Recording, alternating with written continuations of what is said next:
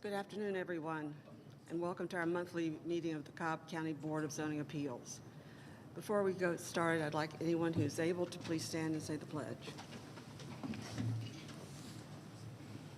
I pledge allegiance to the flag of the United States of America and to the republic for which it stands, one nation, under God, indivisible, with liberty and justice for all.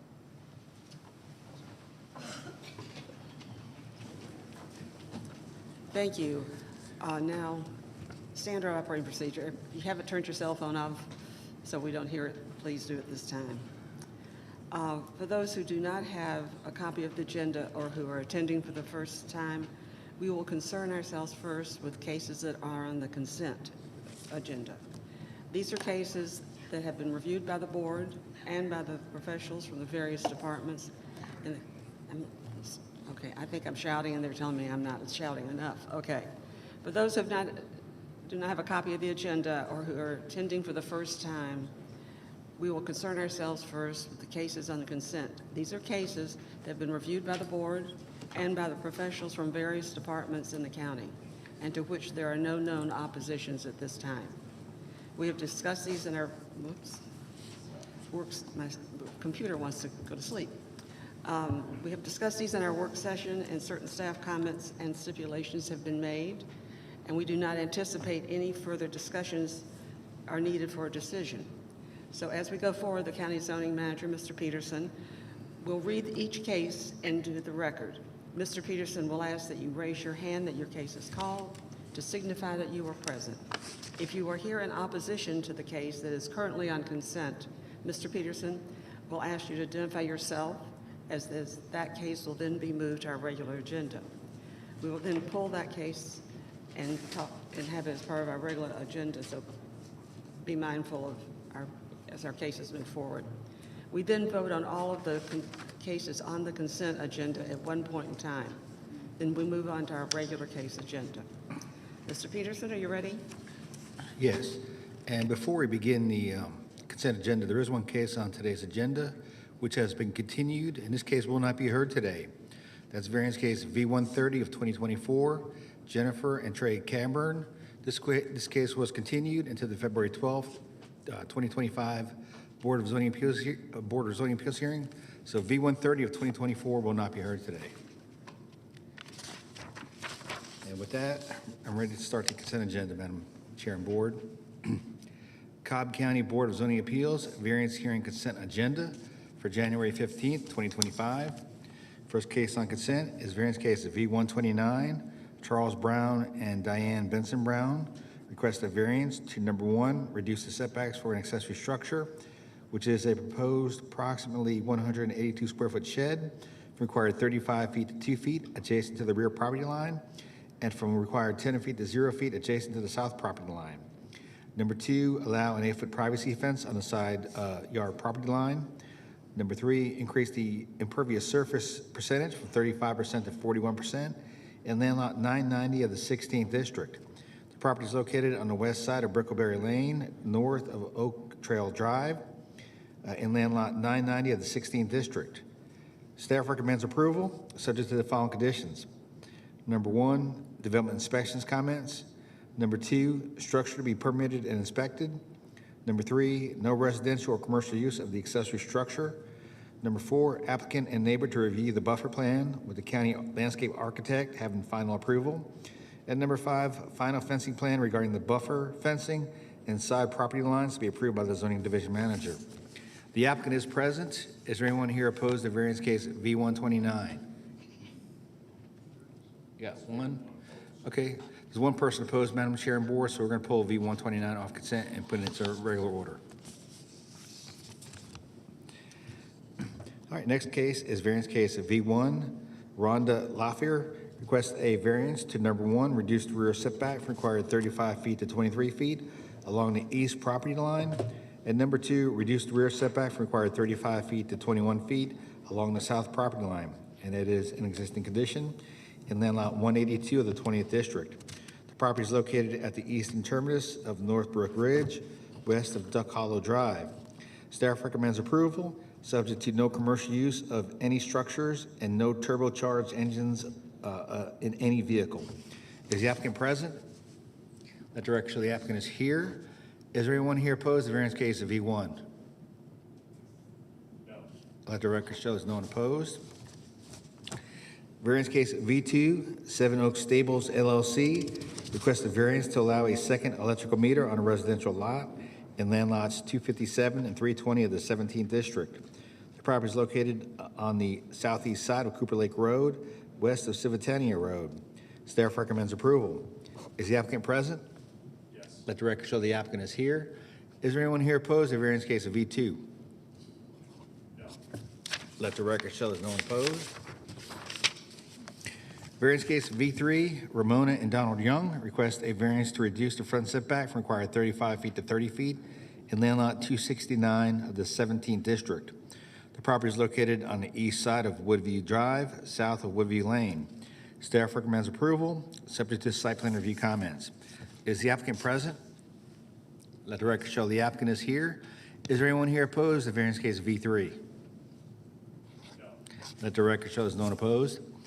Variance case V4, Erica Gabbard requests a variance to, number 1, allow an in-ground pool to be located to the side of the principal structure. Number 2, reduce the setback for an accessory structure, which is the existing in-ground pool from required 5 feet to 1 foot adjacent to the east property line. And number 3, allow an accessory structure, which is an existing approximately 252 square foot shed, to be located to the front and side of the principal structure in land lot 119 of the 17th district. The property is located on the south side of Covered Bridge Road, south of the east-west connector. Staff recommends approval, subject to stormwater management comments. Is the applicant present? Yes. Let the record show the applicant is here. Is there anyone here opposed to the variance case of V4? No. Let the record show there's no one opposed. Variance case of V5, Wilmer A. Ruiz and Maria Trejo Zelaya request a variance to, number 1, allow an 8-foot fence to be in front of and to the side of a house in a residential district. Number 2, reduce the setback for an accessory structure under 650 square feet for an existing approximately 380 square foot carport from required 10 feet to 4 feet adjacent to the north property line. And number 3, reduce the setback for an accessory structure, which is an existing approximately 380 square foot carport from required 35 feet to 25 feet in land lot 270 of the 18th district. Property is located on the west side of Mapleton Parkway, south of Nash Circle. Staff recommends approval, subject to design guidelines. Is the applicant present? Yes. Let the record show the applicant is here. Is there anyone here opposed to variance case V5? No. Let the record show there's no one opposed. Variance case V6.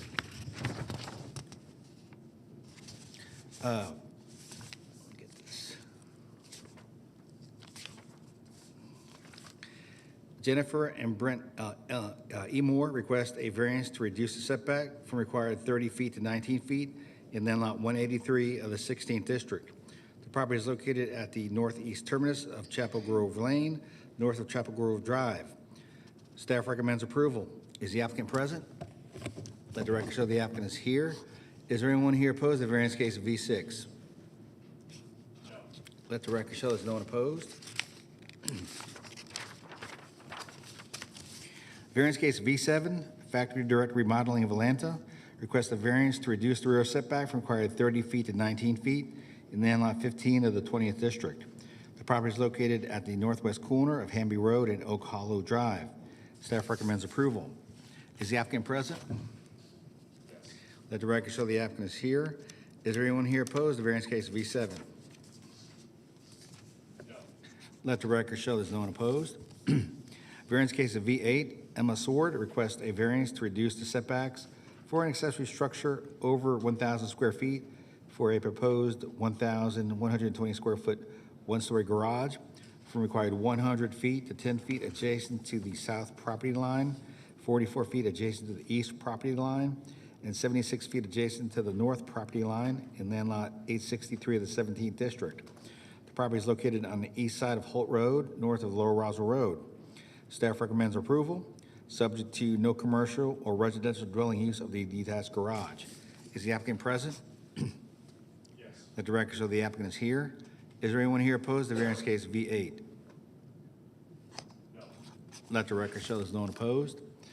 Variance case V9, Kevin Wojcik and Trudy Hearn request a variance to reduce the exterior side setback from required 20 feet to 5 feet adjacent to the east property line in land lots 559 and 594 of the 16th district. The property is located on the north side of Fairview Drive, east of Bob Bettis Road. Staff recommends approval. Is the applicant present? Yes. Let the record show the applicant is here. Is there anyone here opposed to variance case V9? No. Let the record show there's no one opposed. Variance case V10, John Evans requests a variance to reduce the rear setback from required 30 feet to 22 feet in land lot 597 of the 16th district. The property is located at the northern terminus of Stanstone Place, east of Watercress Court. Staff recommends approval. Is the applicant present? Let the record show the applicant is here. Is there anyone here opposed to variance case of V10? No. Let the record show there's no one opposed. Variance case V11, Ashley Dover requests a variance to number one, allow an accessory structure, which are proposed in-ground pool and pool equipment to be on the side of their house. Number two, allow an accessory structure, which is a proposed in-ground pool to be located closer to the side street right-of-way line than the principal structure. And number three, reduce the rear setback from required 40 feet to 36 feet, which is existing in land lot 273 of the 16th district. The property is located at the northeast corner of Matty Drive and Maybreeze Road. Staff recommends approval, subject to sewer comments. Is the applicant present? Yes. Let the record show the applicant is here. Is there anyone here opposed to variance case V11? No. Let the record show there's no one opposed. Catherine and Joshua Stutler request a variance to reduce the rear setback from 35 feet to 22 feet in land lot 291 of the 20th district. The property is located at the southern terminus of New Salem Trace, west of New Salem Road. Staff recommends approval. Is the applicant present? Yes. Let the record show the applicant is here. Is there anyone here opposed to variance case V12? No. Let the record show there's no one opposed. Variance case V13, Amanda and David Linder request a variance to number one, allow an accessory structure, which is a proposed 293 square foot shed to be located in front of and to the side of the principal structure. Number two, allow an accessory structure, which is an existing 445 square foot chicken coop to be located in front of and to the side of the principal structure. And number three, allow an accessory structure, which is an existing 166 square foot pole barn to be located in the front of and to the side of the principal structure in lot 547 of the 19th district. The property is located on the south side of Melnor Lane, north of Sugar Creek Drive. Staff recommends approval. Is the applicant present? Yes. Let the record show the applicant is here. Is there anyone here opposed to variance case V13? No. Let the record show there's no one opposed. Variance case V14, Blake Head requests a variance to number one, reduce the side setback from required 12 feet to 9 feet adjacent to the north property line, which is an existing condition. And number two, reduce the side setback from required 12 feet to 7 feet adjacent to the south property line in land lot 957 of the 17th district. The property is located on the east side of Farmington Drive, north of Farmington Lane. Staff recommends approval, subject to number one, no living or business use of the addition, and number two, addition is for cars and storage only. Is the applicant present? Yes. Let the record show the applicant is here. Is there anyone here opposed to variance case V14? No. Let the record show there's no one opposed. And that completes the consent agenda, Madam Chair and Board, except for V129 of 2024, which is being moved to the regular agenda.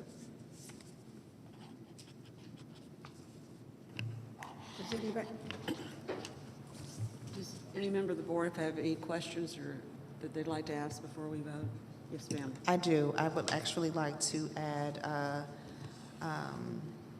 a stipulation to V5, but I also would like to address the applicant and encourage them to work with our local police department to ensure that there are some things that you can do to make sure that your house is safe. So if you would work with the police department to ensure that there are some additional safety measures in place for you and your family. But I would also like to add the stipulation that they remove the barbed wire fence the barbed wire part of the fence, and do so within 30 days. Thank you. Fred? Question for Mr. Peterson, if I may. Thank you. And with respect to V7, what about staff comments, specifically traffic and site plan review?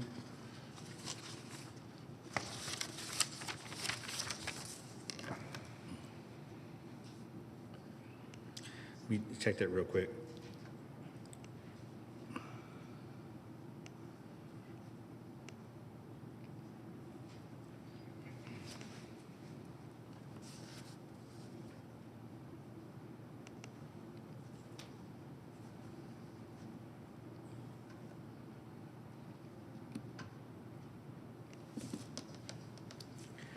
Okay.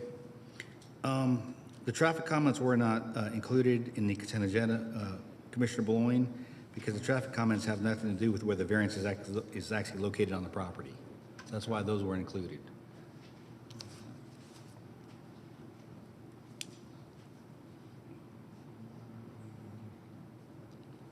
What about the site plan review comments? Site plan review? Yes. It's a page 173 of 262 on the summary I have. And the same thing applied to V12. In each case, it required or the site plan review comment would require a revised subdivision plat. Do we need to include that or not? We don't need to include that because the record of this meeting, if it's approved, is the record we need for the variance. That's fine. Thank you. I make a motion to approve the consent agenda, remove V129 to be heard, and any other comments that were made during the session. Second. Please vote. The motion is passed 5-0. It is approved. Okay, all those folks that were on consent, except for V129, you're free to leave.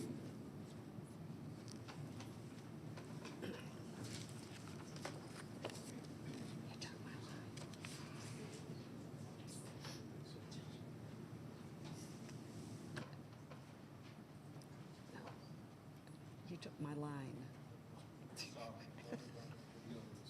Get a new microphone up here because it's hard to hear when you're talking. Yeah, it is.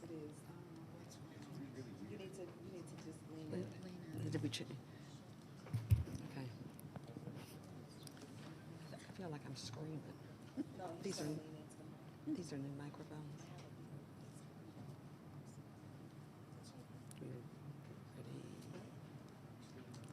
Okay.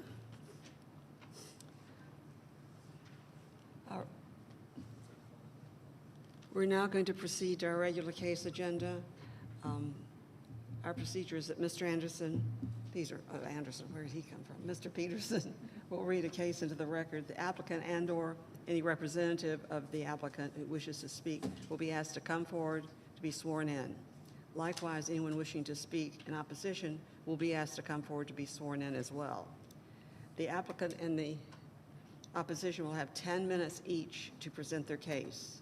All testimony is made from the podium, and we have AV capabilities there as well. Testimony will be followed by questions from the board and may be directed to either party. But just a reminder, once the two sides have had a chance to make their comments, we will close the public hearing, and at that point in time, only come forward if you've been asked to return to the podium.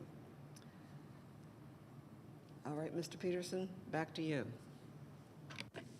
Okay, first case we're going to hear today is variance case V129 of 2024, Charles Brown and Diane Benson Brown.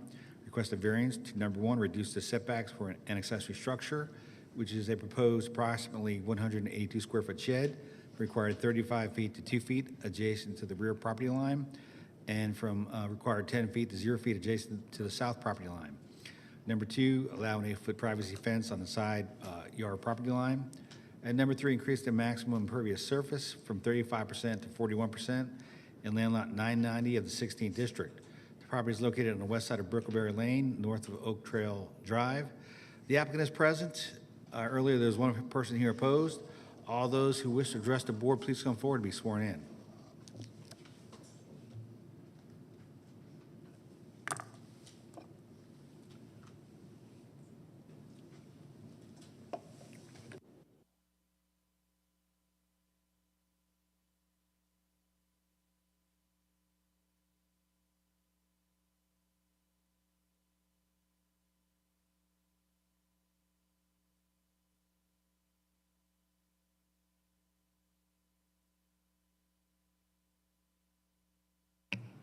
Please, please proceed.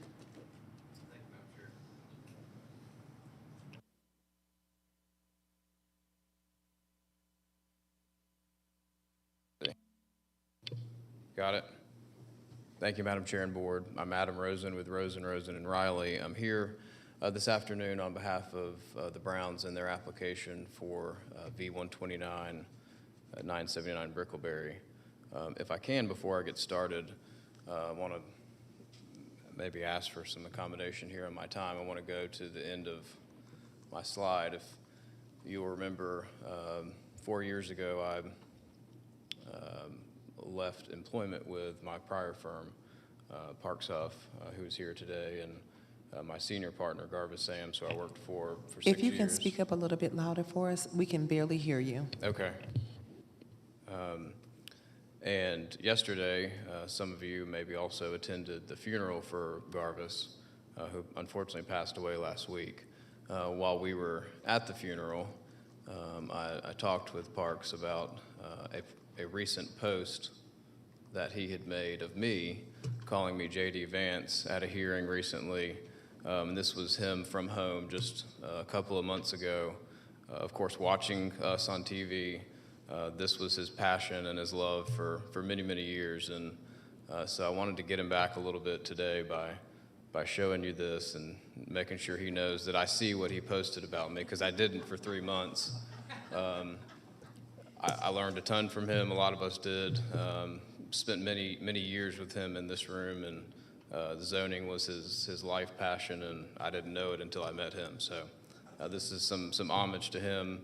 I feel a little bit out of order because Parks really should be doing this, and he's after me, but I'll let him do his part later. But so thank you, Parks, for letting me say it first. But anyway, he deserves me saying this and much more, so I wanted to work that in today. Back to our application. So I'm here today with the Browns and their daughter. This is their property on 979 Brickleberry, and I'll try to get back to the beginning here.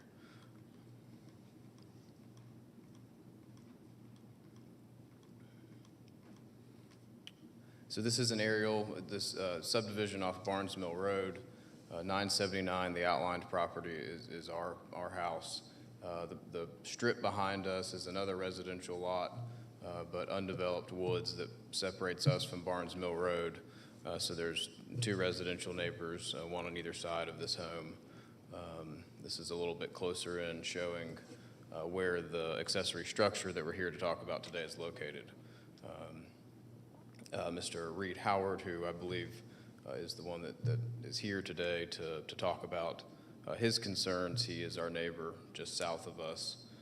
We've met with Mr. Howard a number of times, talked with him.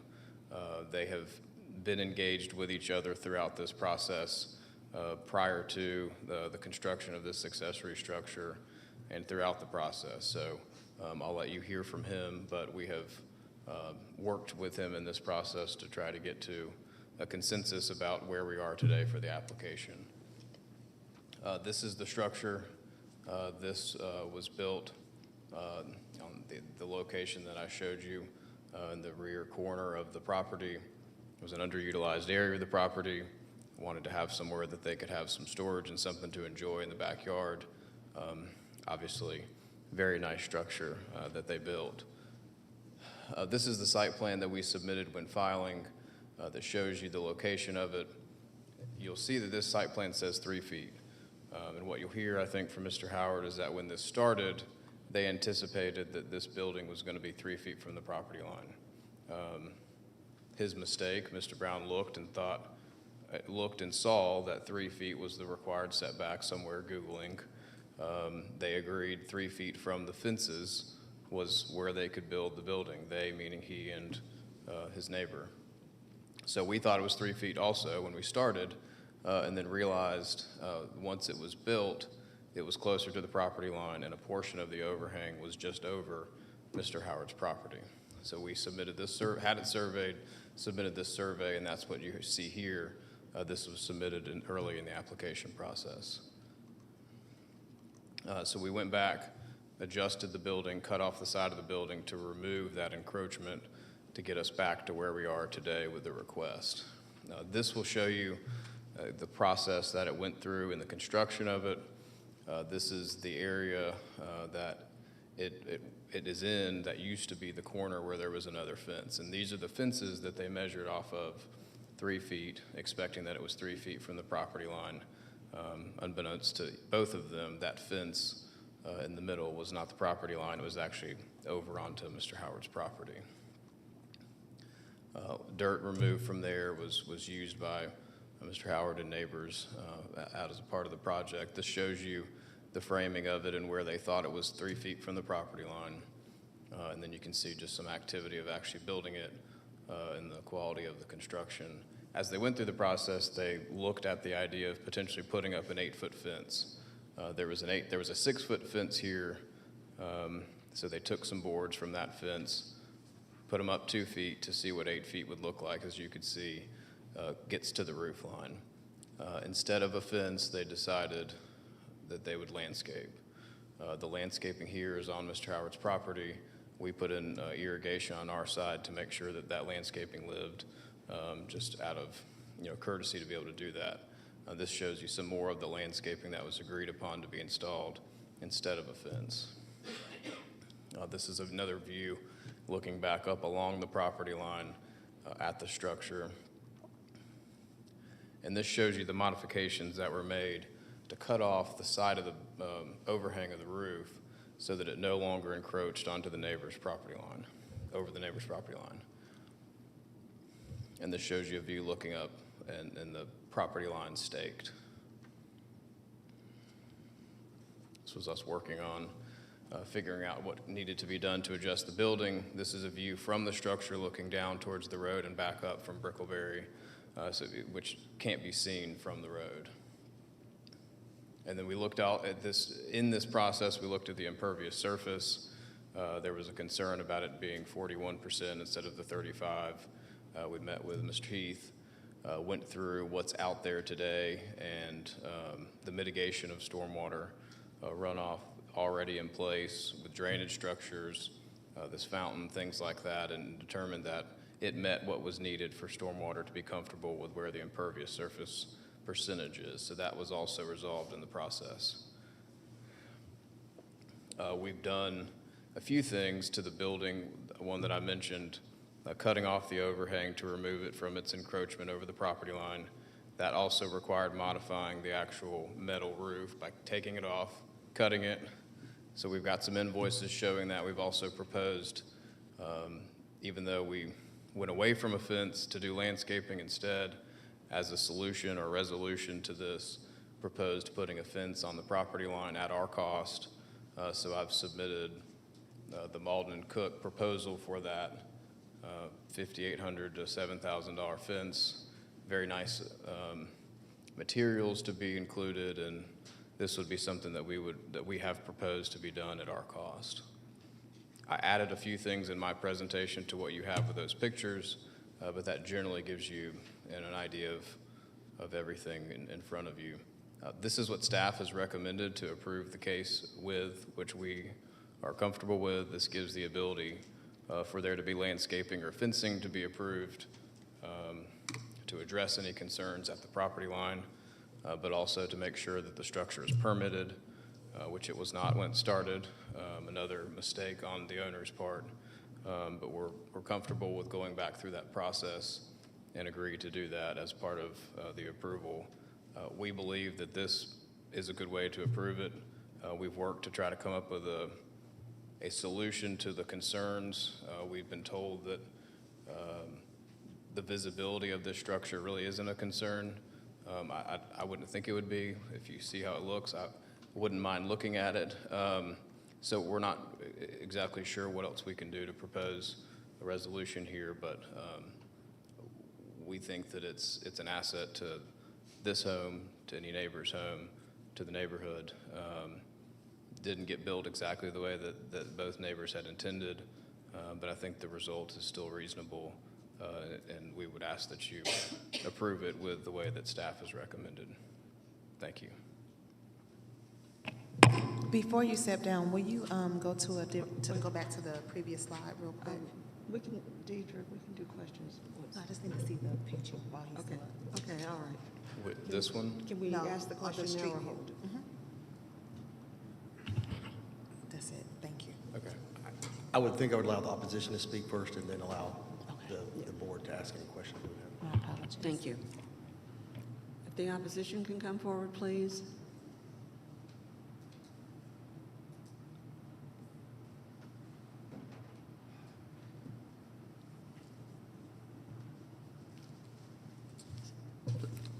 I'm not a public speaker, so Well, you'll have to forgive me. Yeah, please state your name, sir.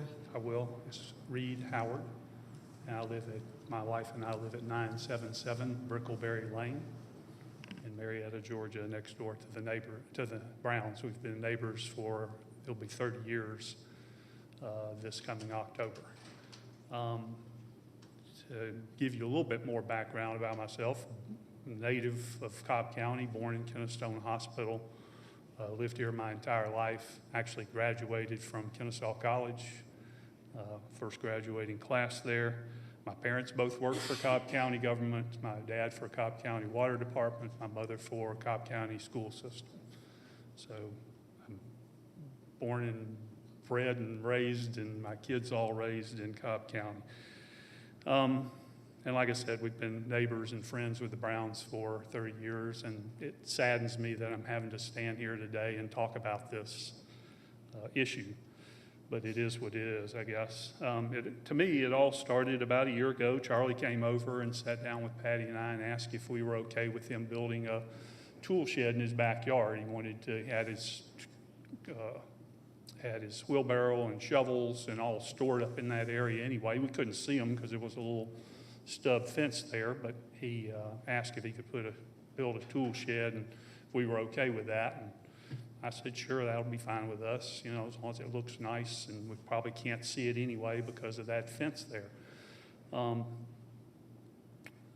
the foundation was being poured, I noticed Charlie back there one day with a tape measure, and he was measuring things, and I asked him what he was doing. He said he needed to be, that the building needed to be 3 foot off the property line to be in line with the county setback codes for 144 or smaller square foot building.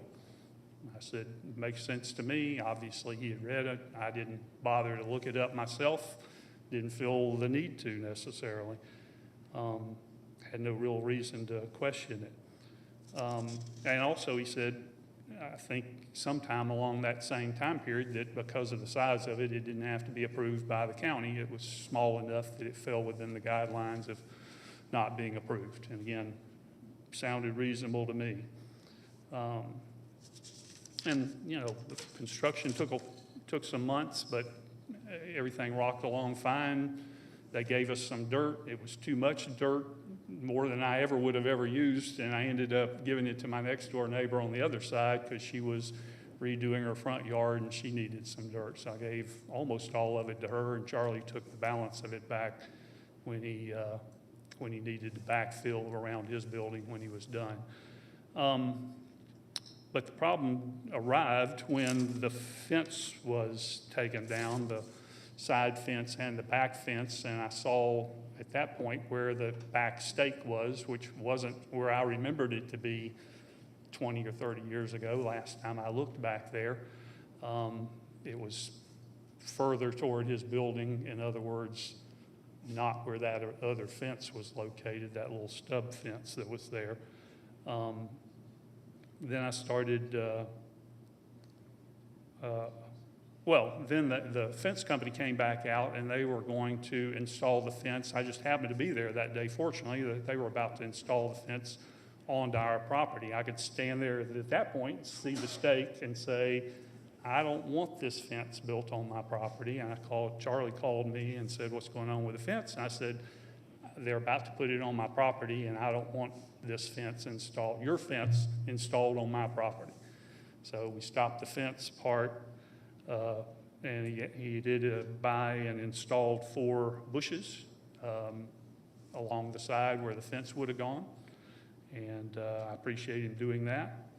Then I received a variance notice from Adam Rosen in the mail where the building was drawn in by David Meyer.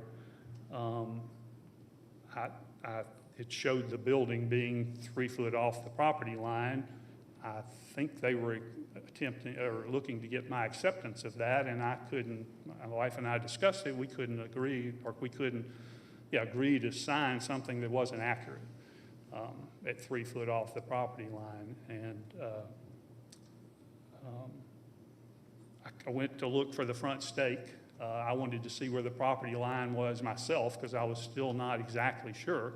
So I went to look for the front stake, couldn't find it because, you know, I guess it had been covered up or removed over the years, but there was no front stake. So I still wasn't sure exactly where the building was. I thought it was probably on our property, just wasn't 100% sure of that. So then I contacted a real estate agent, 2 attorneys, and a mortgage banker, and asked them all the same question. What's the problem? What can potentially go wrong if there's a building on my property? And they all said the same thing. You got problems getting loans, you got problem selling it, you got all kinds, you know, problems that you know, if you go to get a home equity line, you may even have a problem. So those concerned me. At that point, one of the attorneys suggested, you know, where's the, if you're confused of where the property line is, where's the survey? I said, I don't know. I don't know where, I've got an old survey of my own, but it doesn't show where the building falls.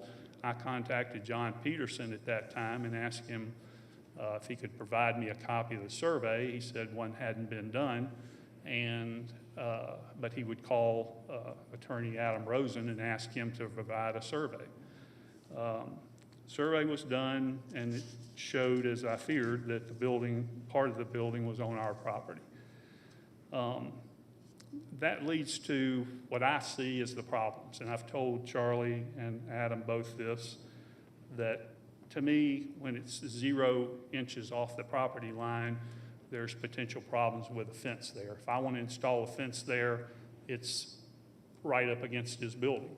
There's no room for error. There's no room for maintaining the building next door, painting it, whatever, without taking the fence down.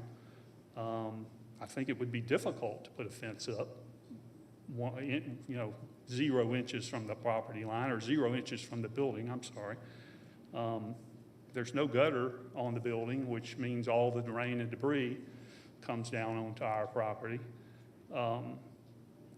There's a mention in the variance about a fire-rated walls being necessary. I hadn't even thought of the fire potential issue. There's all kinds of issues I hadn't thought of. Even this past weekend when it snowed and iced over, I hadn't thought about the potential problem there, but until I've got the same kind of metal roof on our back patio, and one of the sheet of ice came down and landed on one of our chairs, and I'm thinking, oh, that's not good that a sheet of ice can slide off. And I walked up there, and I've made a picture if y'all want to see it. I didn't bring a slide presentation, didn't even know that was part of the process, but the ice and sheet came off of that building, the shed, right onto our property also, just like it had off of my building onto my patio.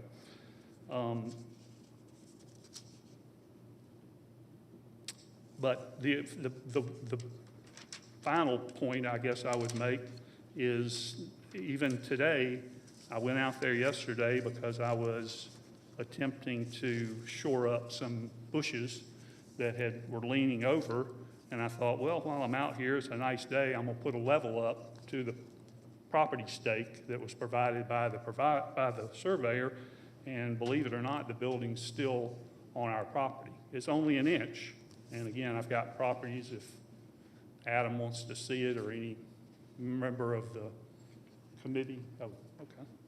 Oh, cool. Here's the sheet ice one too.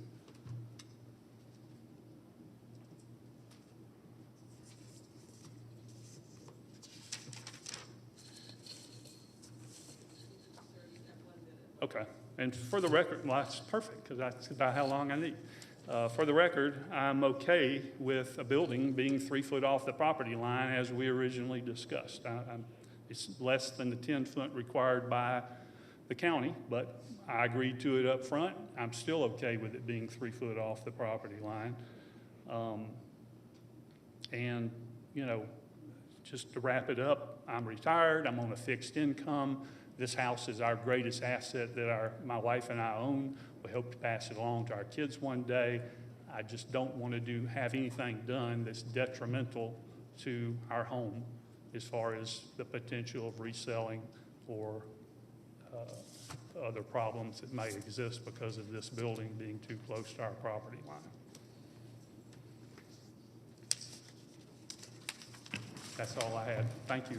Thank you. We will now close the public hearing. If the board has questions.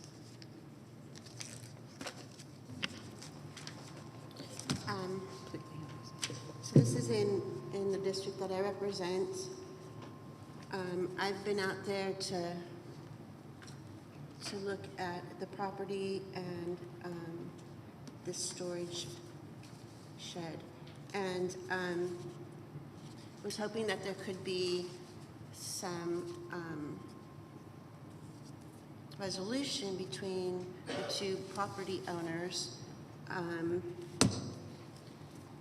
think this just points out a clear case that before you start building, you need to know what your setbacks are and to have a survey. So there's a variety of things that we could do. One is we could have this removed, but I think that in meeting with the owner of the property, that he has, and I think will, continue to make the modifications so it's not going to have any impact with Mr. Howard's property value. I think that the fence wasn't as attractive as the trees, and I think that the trees do a very nice job of buffering the look of the shed, but then we still seem to have an issue with still part of the building being onto Mr. Howard's property. I mean, short of just taking the whole thing down, I really think that listening to Mr. Howard, he knew what was being built, they're friends, and he did just have concerns, which a lot of people have concerns when they start seeing buildings being put or changes into your neighbor's backyard, what the issues and concerns are with that and how it'll affect the sellability of your house at any time you wanted to sell. I know that Mr. Howard had mentioned the recent ice storm, and ice coming off of the roofs of all of our homes onto, I just had a big ice slick come off of my house and went into my neighbor's yard, and I guess that's just the act of God, nature, and you're not close enough to where that it was onto your house. So anyway, I worked with the applicant on what are some of the things that he could do to mitigate the fact that he's only 3 feet from the property line of this building, and I talked to Mr. Peterson with regards to to what good stipulations would be that would benefit both the applicant as well as the neighbor. And so I don't have any, well, I could have one question. So what I'd like to do is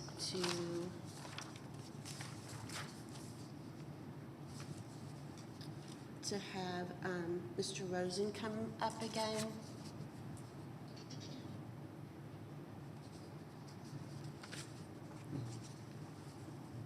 So Mr. Howard showed the last slide where there is a portion of it looks like the roof line Yes. that is touching the property, if not over the property.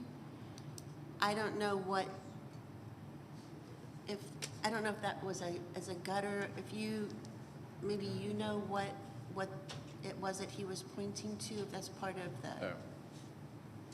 Well, I have not seen that before now. And I'll show you if I can get back to maybe answer the question by kind of describing what we did. Originally, the roof line looked like this back painted section. We had them start, however far that is, a foot or two in, cut it in, and run that cut in all the way down to the corner, which meant cutting back the metal roof and all of that. And so then when you look back, you can see if you're standing on the ground, you're at this stake that he showed from his level, which is right here at the bottom of our picture, the footing of the building, which the roof line appears to be matched up to, that footing of the building is inside the stake by a few inches. So, as I said, we thought that we addressed any encroachment over the property line. Again, this is the first that I've heard of it still maybe being an issue. I see the picture that he showed. I don't know. I mean, it looks like the level is on the wooden stake. I don't know how exact it is to be on the edge of the stake or what to make a difference. It's close, obviously, and a surveyor's out there, puts a wood stake in the ground. It's somewhere very close to the property line. I don't know if it's over or not. Maybe there's a way that small corner could be modified again, if that is, the issue. We recognize the encroachment. That's, if there is an encroachment, that's a concern that has to be rectified. We don't believe that where the building is, if it's not encroaching, is damaging. But if there truly is an encroachment still, I think that we would be up for doing anything that we can to fix that. We've already modified the side and previously. I mean, I don't know if there's a way to maybe cut off that corner somehow of the overhang. That's different than obviously moving the building or chopping off the building, but a little bit reacting because I did not. That's the first I've heard of that being still a concern. I thought I had a better picture, but when you, like I said, you can see the foundation of the building up in comparison to the stake. It gets a little bit closer when you're here at the bottom of the picture, but if you're standing on the ground, you're looking at the foundation, you're looking at the stake inches away, so it doesn't look like it's encroaching at all anymore. So again, it's the first I've seen that picture. The other question that I have that Mr. Howard brought up is runoff, and we don't have gutters on this, and we do have a sloped roof. So I'm not a gutter person. I know that if you put gutters on this, you don't have very much room between where the gutter would go and then the property line. Right. It was built with the intention that it could be guttered. There's piping that's already in place in the ground to run to, and again, lost here in the pictures, but so I mean that's something that was anticipated to be done. We've talked about that and whether there was a way to modify that side with some stand-up flashing or something else to ensure that runoff is not coming onto his property. We discussed, and understood that that really wasn't a concern. It's more about just the fact that the building is where it is, so we kind of stopped the idea of whether we had to do something to address the runoff of the roof because we didn't understand it to be a concern, but it can be guttered if that's what needs to be done. But we're going to have to look back at how close it is to the property line now. Does anybody have any more questions? I mean, I So- think maybe the conditions that are proposed plus confirming that that corner no longer encroaches, because the way you can see it's further, the back of the building, it's even further away from the actual property line. So just be that very end corner where that level was, that it may be half an inch or something. If there was a way to modify that by cutting that off one more time, Charlie's probably back there waving his arms, Okay. but that could be a condition, I guess, if that addresses that. Okay, Mr. Rosen, thank you very much. Can I have Mr. Howard come back, please, with your picture? Do you have the picture?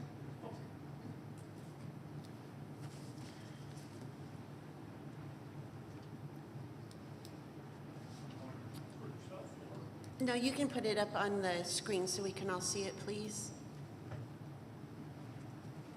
Okay, first I want to address the issue that you had about your concern about runoff, that it doesn't have a gutter system. So so we're looking at this picture where this appears to be this one section that's over the property line, close to your property line.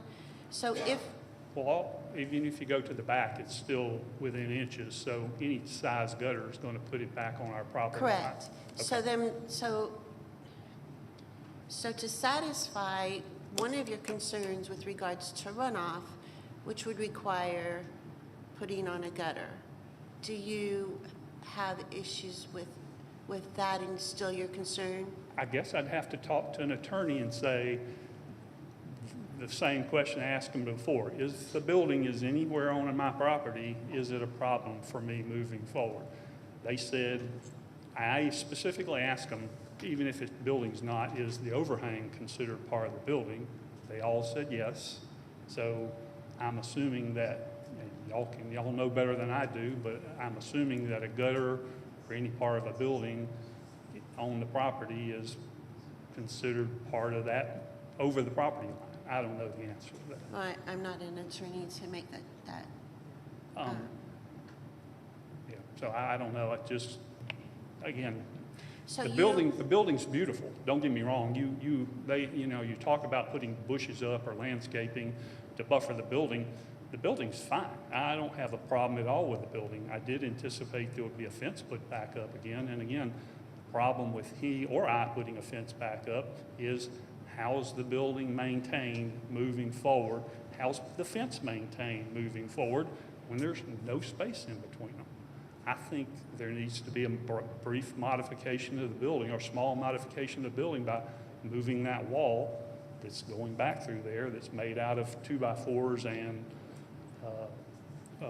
hardy board, move it back three foot and the problem's solved. Gives room to maintain the building, gives the runoff issue, put gutters on it, build a fence up, it's 3 foot off the property. That was what I anticipated all along, was 3 foot off the property. And just logically makes the most sense to me. Okay, thank you very much. Does anyone have a question? Have you consulted a real estate attorney?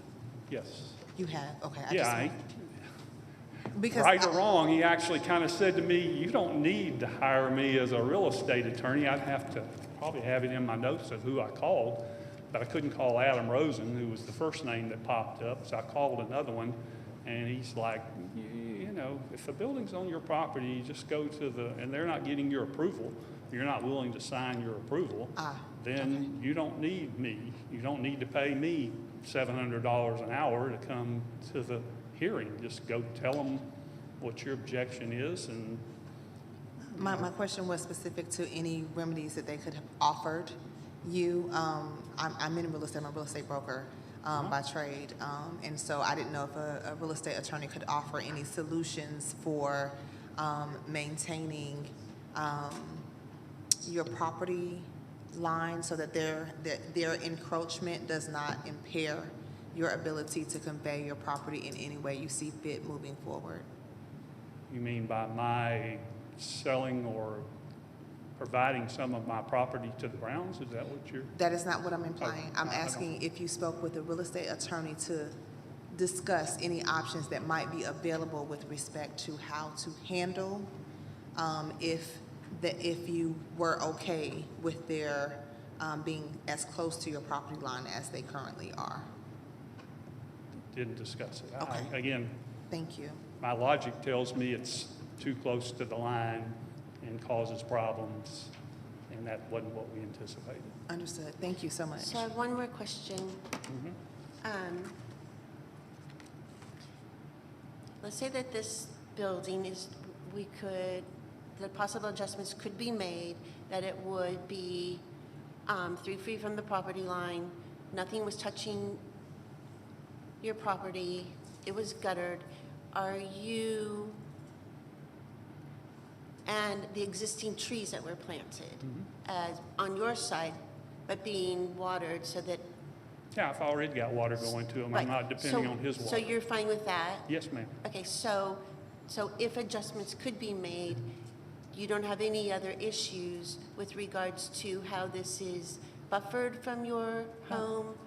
No, I mean, I assume I reserve the right to be able to put a fence up there one day if I decided I wanted to, but like I've told Charlie and Adam, I'm a visual person. I don't know what a fence is gonna look like there, and I'd rather than him spend the money to put a fence up. If he's trying to help me out, I'd rather me spend the money and put the fence up, and if I don't like it, I've got the right to take it back down, and because I don't like it visually. I just don't know what a 8-foot fence back there is going to look like.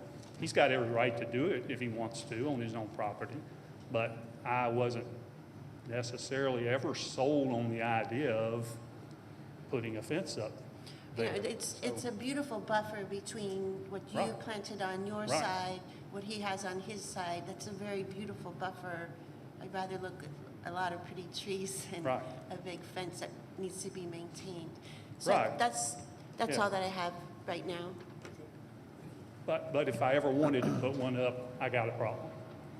Okay, so I understand your point regarding having a concern as to a boundary issue, right? You don't want overlaps or encroachments on the boundary. Short of that, is there anything about the existing structure, the building, that creates any noises, smells, or visual issues that causes any harm to you? No. Okay. And you talked about water runoff issues. Is there any damage being done to anything on your property as a result of this water runoff issue? It's too early to tell. I mean, not yet. I mean, we didn't even hardly have any rain this summer. How We've long had has the some building- recently, and. How long has the building been up? Gosh, I think it was completed around September or so, but I don't know. Okay. You haven't had a flooding problem or any? No flooding problem, for Any sure. visual damage? You know, the only fear I had, which again was something I hadn't thought of until the ice came down the other day. I'm thinking, gosh, if I have a fence there, this ice could plow right into the fence. There's ice in all the trees too, right? I mean, there were basically icicles on the trees, at least in my Yeah, office but they building don't in my come home. off in sheets on trees like they do. I saw what it did to my chair on my patio when it comes off in a sheet. Okay. I've only had that metal roof a short amount of time on my patio when we had it installed last, or a year and a half ago. First time I've had ice on it, so I didn't know I didn't know ice didn't stick on a metal roof like it doesn't stick on an asphalt roof. Have you talked with your neighbor about getting some sort of as-built survey done so people know the precise positioning of the building relative to the boundaries? I did not. I didn't know that was appropriate. Okay, thank you. Again, probably my mistake now in hindsight, I didn't hire a lawyer. I didn't think I needed one, didn't know that y'all were going to recommend that it be approved. I thought it was a more simple process. So I'm constrained, you know, I can't say anything against that. That sounds like a great idea sometimes. Right. Okay, thank you. Does anyone have any more questions? Could I have Mr. Rosen come back, please? And ask him to speak up when he gets there. He mumbled.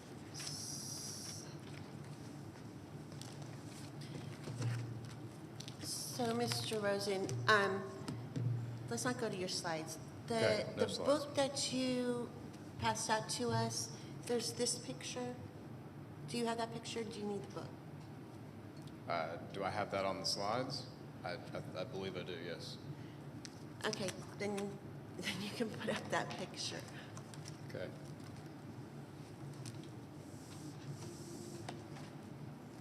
I thought that was on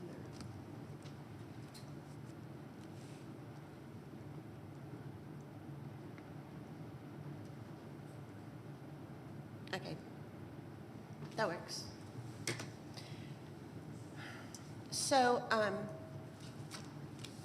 the concern is that the roof line is either at or a bit over the property line. And rather than put this on hold again and going out to make sure that the measurement was accurate or not accurate, I'm hoping we can resolve some of the issues here.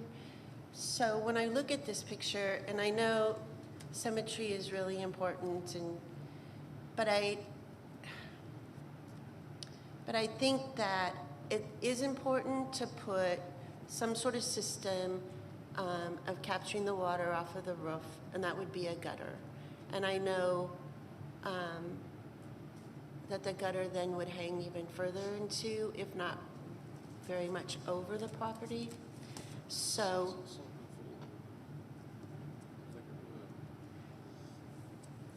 if you had, so the system, whatever type of gutter system, I'm not a gutter person, but whatever type of gutter system you would have, that it would come down and go and be piped into the ground. So in doing that, it would require some modification to that side of the roof. Probably, yes. Pardon? Yes, I think it would, to be able to put a gutter on. So I don't, again, I'd like to not put this on hold, but if you feel it necessary so that you could speak to your client, and the client can look into what kind of modifications he could make to that side of the roof by, number one, adding gutters, cutting a portion of the roof so that we are clear 3 feet from the property line, from the back of the building to the front of the building. So again, if you feel that we could go forward with those stipulations. I think that a couple things. Can you speak up just a tad? Yeah, sorry. I don't know why it's maybe turning it. A couple things. We do have, this is an as-built survey. This is what we did in response to recognizing that it was not 3 feet. When David Meyer did our site plan, we thought it was 3 feet and went forward that way. Obviously, we then confirmed his office had Tasso do this survey. So we do have that. This did show the overhang, which was then cut back. As far as being able to, take some time to talk about what we can do, I think the concern is if our objective is to get 3 feet off the property line, we know, we know that that won't happen without cutting off the side of the building.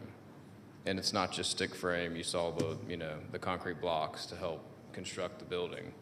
So if our objective is to get some confirmation whether we can get a gutter on without encroaching, or that be a condition that we be able to somehow address, water with the guttering system and not encroach, I think we can do that. If it's, to take the time to find out whether we can be 3 feet, we can't be 3 feet. We know that without moving the building. So I don't want to say that we can do that if that's something we know we wouldn't be able to do without cutting off the side of the building. And, I know seen what it looks like, but there's, a decent amount of dry creek from where the rain, if any, drops off the side of the building there. It's being routed back onto their property. You can see where that gutter downspout is installed with the black pipe coming out of the ground. That was the anticipated, drainage structure.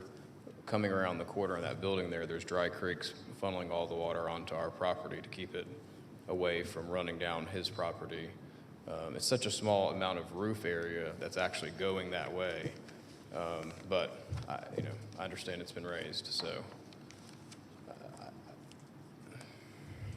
Okay. You can have a seat. Any tests or questions? Thank you. Thank you.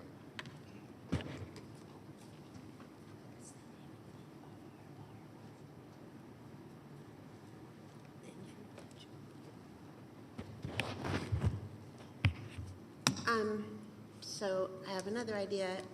Mr. Heath, hello. Could you come and answer some questions for me? Yes, Andrew Heath, Cobb Stormwater Management. So we have the situation with this putting a gutter, which could then violate the property line. But also, I think the biggest question is just to mitigate having a system in place so the runoff doesn't have any impact into Mr. Howard's yard. So since you're very good at different ways in which to capture stormwater, do you see or have any suggestions in which to mitigate it other than putting in a gutter, which is going to create taking some walls down? Yeah, and I was over there, I was trying to Can remember. you speak a little? Oh, I'm Thank sorry, you. speak into the thing. It echoes in here. I visited the site with Mr. Brown and Mr. Rosen in early December, as I recall, and I took some photographs, and I was over there looking at my phone and trying to recollect on that side of the building. It's my recollection, and perhaps Mr. Rosen or Mr. Brown could speak more accurately to it, but it's my recollection that the way it's been built is on that side of the building, it's slightly depressed. And since those photographs were taken, it's my recollection they've put some stone in there, kind of some decorative stone also to not just be decorative, but also to just be sure that there isn't erosion. And then that water that would sheet flow off that side of the building would fall into that small stone line depression that then is redirected back onto Mr. Brown's property. And so it's my recollection that something like that has already been done that would prevent that runoff from draining over onto Mr. Howard's property. So when you have, because you've been all around the county for us looking at ways to mitigate water runoff for all of our variances, so if that would be something, if they didn't have it, that would be one of your recommendations. I know you do dry wells, things like that, but you also come up with other innovative ways in which to run water. So by having sort of a swale that's filled with river rock or rock at some point, and then it's then directed onto the owner's property, that's something that mitigates the runoff of a roof line? Yes, and I think that at least from a water runoff standpoint, that should helpfully direct that runoff away from the Howard's property so that the Howards wouldn't have any negative impact from that. Okay. Does anyone have any questions? Thank you.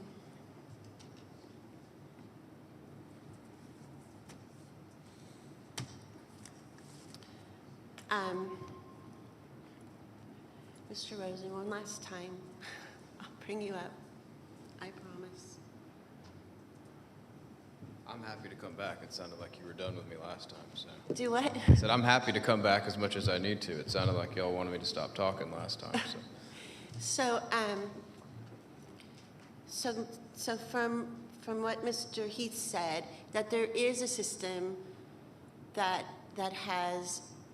that the water from the roof would come off into this system with the rock, and then it comes around and it redirects into the applicant's yard. Correct. So is that correct? Yes, that's a better way what I was trying to explain. It is bermed along that side so that when water hits the ground, it's going back, it's staying on the Brown's property and redirected down through dry creeks. Okay. Thank you. Thanks. Does anyone else have any more questions?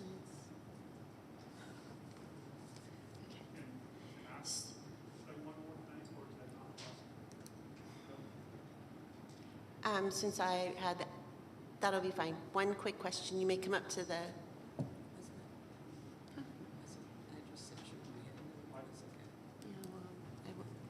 I know you're focused on the gutter and the runoff, and I appreciate that. Pardon, I'm I sorry. said, I know you're focused on the gutter and the water, and I appreciate that. I still, the issue that hasn't been discussed enough or hasn't been resolved for me is how does he maintain, if I decide to put a fence up there, which again, I hope I still have the right to do that. If I put a fence up there along my property line, how does he maintain his building? Pressure wash it, paint it, whatever needs to be done, and how do I maintain my fence that's against the building? That's why I think there needs to be a 3-foot buffer. So what I believe that you could do is that you could come up with an agreement using, if you wanted a lawyer to write it up, that says that this is your fence. The agreement would be for the next door neighbor to provide maintenance, whatever that may be. You provide maintenance, whatever that may be. So you would have this agreement. So if you want to put up a fence, it would be, usually when you put up a fence on a property line, that is the person who puts the fence up. That's their, Right, that's theirs to maintain. right. And But I as far can't as- maintain as- it because it's against the building. That's But the as problem. far as what your fence is to maintain, as far as what the property owner, what he would have to maintain, that's going to be his issue, his problem to deal with, not your Right. problem. But- Your problem is to maintain the fence. Well, my problem is he can't maintain it without taking the fence down or moving. So I put a fence up, he says, hey, I need to paint my building. Now I've got to take my fence down so he can paint his building. No, but- you don't. If Okay, he so wants to now, paint the building, he's going to have to figure out a way to paint the building. You've put up a fence, it's on your property line, that's yours to maintain. Whatever that does to the neighbor, and what he has to do, he's going to have to figure out a way to make sure that that's maintained as well. so So we solved, your biggest concerns right now is the water runoff, of what he can do, and we have a buffer that's fine with all of you, with trees. So at this time, I'm just going to ask you to sit in. I'm going to make a motion. okay. Okay? Thank you very much for your time.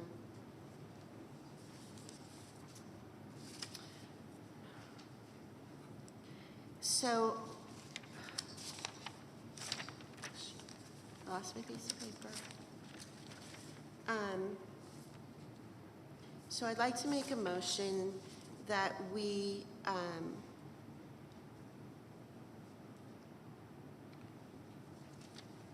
approve V-129 with the following stipulations. Number 1, development inspections, comments. Number 2, the structure to be permitted and inspected. Number 3, no residential or commercial use of the accessory structure. Number 4,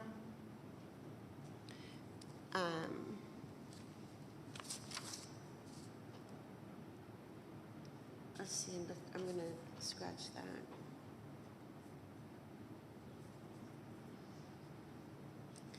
I'm still going to keep I'm sorry, now I have to ask Mr. Peterson, we have, and I like that because the county landscaper could come in for the final approval of the buffer.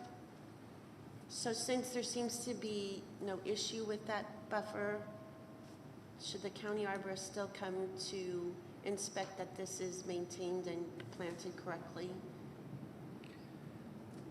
So you're asking if we should delete number 4? I'm asking if we should delete it or I should keep it, because then we will make sure as the county that we're allowing this landscape, this buffer, and it's installed properly. And I'll probably just leave it, Commissioner Swanson. You pardon? Just leave it in. To leave it in? Okay, thank you. So number 4, applicant and neighbor to review the buffer plan with the county landscape architect having final approval.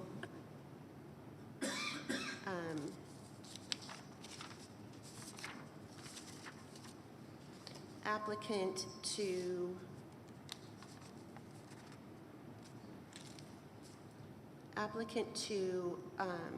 maintain the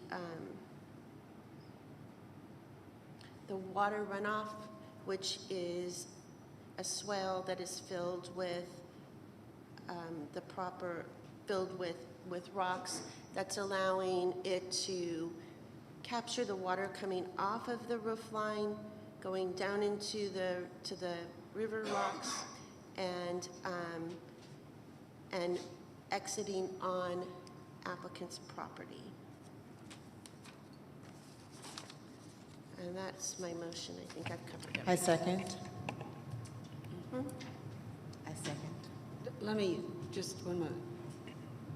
Were y'all able to catch everything, or do we need to restate? You're good? Okay.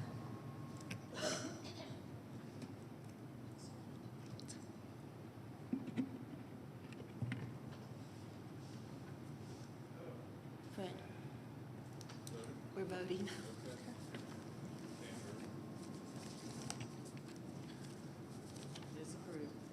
It is approved. Next case, Mr. Peterson. Yes. Next case is variance case V147. Kevin Clayton requests a variance to number 1, reduce the setbacks for an accessory structure over 1,000 square feet for a proposed 6,340 square foot sports court, required 100 feet to 19 feet adjacent to the east property line, 26 feet adjacent to the north property line. And number 2, increase the height of a wall from 6 feet to 8 feet along Paper Mill Road in land lot 1260 of the 16th district. Property is located on the east side of Woodlawn Drive, north of Paper Mill Road. The applicant is present. Is there anyone here opposed to variance case V147? You got 6? 7? Okay, let the record show there's 7 people here opposed. All those who want to address the board, please come forward and be sworn in.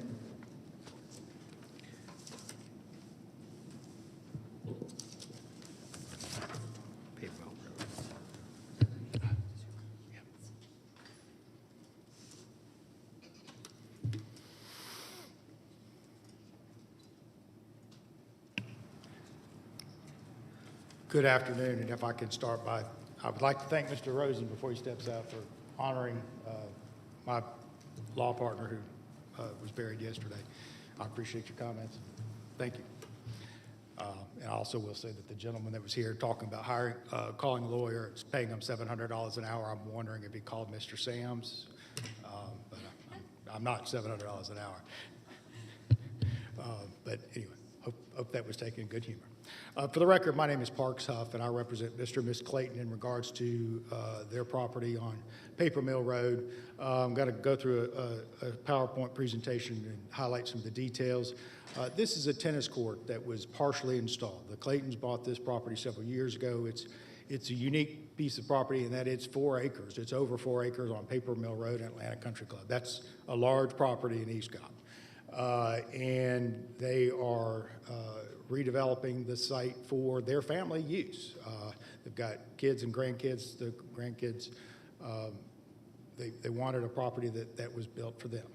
And they've done several things. They've removed some trees, they've done some grading, retaining walls, but one of the things Miss Clayton likes to play tennis, and so she wanted a tennis court. So they hired a professional tennis court contractor, Southeast Tennis Court, to install it. And the contractor, which is a professional specialty contractor, said there's no permit required and no issues with installing it. So he hired them and paid them good money to start installing it. And you can see it's on the left side, which is the north side of the property. It's that kind of highlighted in yellow area there. And he has a general contractor that's been doing the retaining walls and some other things. And the general contractor noted that it was, in fact, needed a variance.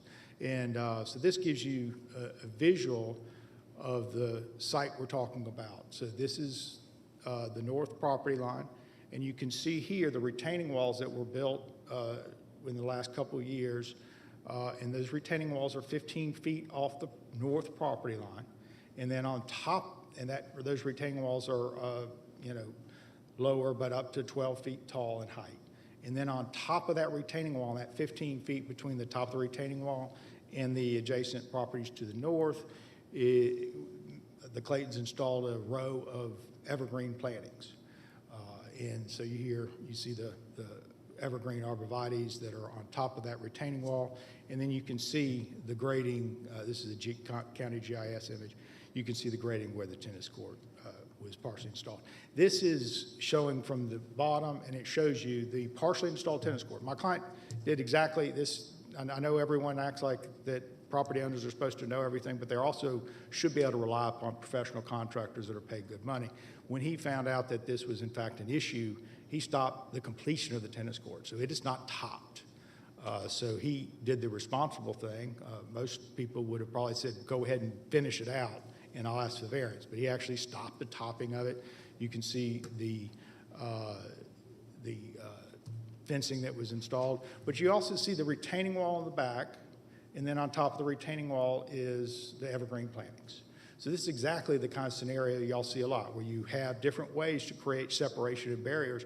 One of the ways you do with separation is with evergreen plantings, but the other way you also do it, and this is the second way in this case, is grade differentials. So you've got the tennis court down here, retaining wall, and then evergreen plantings on top, and then the property owners to the rear are beyond that. Again, this is just a slightly different angle of that, showing how this relates to the property. It is a tennis court, and we submitted a stipulation letter. It is tennis court for personal use only. Do want to make very clear it's not no lessons would be out of it, no tournaments. It's personal, private use for the homeowners. And it's not going to be lighted. There was a question about whether it'd be lighted. It's not lighted. It's just for personal use. Again, this is another angle. This is showing the property to the right actually has a land use permit. That's the Lionsgate movie production thing. I'm not real positive what it all goes there, but that's to the right. Again, he did some evergreen plantings along there. This, again, just shows you how he's terraced the backyard. This is part of his plan for terracing the backyard. This image shows the property highlighted in blue. And so that's the subject property we're talking about. And then the highlight in red, and I want to point to the big section on the right hand, all that red, that's, you probably remember when Bell South used to do the classic golf tournament there. That was the parking lot for the Bell South Classic, but that is now a large soccer complex. I highlight that because it's outdoor recreational use. It's adjacent to the subdivision to our north. It's a big part of that area is the outdoor recreation use. But the other highlights in red are tennis courts. Every one of those is tennis courts. Or two of them are basketball goals in the backyard that are oversized and would require the same variance we're asking for. So it's been said, oh, this is a big change. It's a big issue. One thing I want you to know, ours is the largest lot with a tennis court. Those are all smaller. So actually, we fit better in that. I mean, you can note that's Paper Mill Road on the south end of our property. There's 3 parcels there with tennis courts. None of them meet the setbacks. So this is not an aberration in the area. We're talking Atlanta Country Club. What weaves throughout Atlanta Country Club? A golf course. This is an outdoor recreation area. It's not abnormal. And if I did another color for large swimming pools, you pretty much would have every property. I think it might be illegal. I'm not sure, but it might be illegal to not have a swimming pool in this area. That's a joke. We can have a little levity. That's the way this area is developed, with people using their yards for outdoor uses, swimming pools, tennis courts, basketball goals, soccer, all that's going on here. So this highlights, and in fact, one of the property owners to the north is, got a similar outdoor sports court. And so this is not abnormal. Again, I know the frustration of the neighbors, and I kind of tried to think of why they're so frustrated and angry. There's 2 things going on. Number one is Cobb does not have a real strict tree ordinance. A lot of other jurisdictions have a real strict tree ordinance. So this property was 4 acres, and the property owner had the right, and he wanted it not treed the way it was, and he's re-landscaped it and regraded it. The walls were put in, all permitted and CO'd in, I think, 2021. But it's all in compliance with the ordinance. The tree removal, I think, really impacts it, and I understand that. I understand why they're frustrated about it, but Cobb doesn't have that ordinance. The other thing that I think is, every time you work at Atlanta Country Club, it feels like a heavily covenanted neighborhood.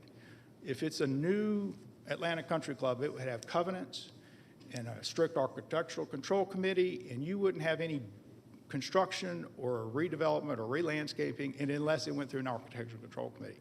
So they're frustrated because this doesn't, and I understand that frustration, it doesn't have those restrictions. So the property owner wanted to do this, wanted to re-landscape, regrade the property, remove some trees.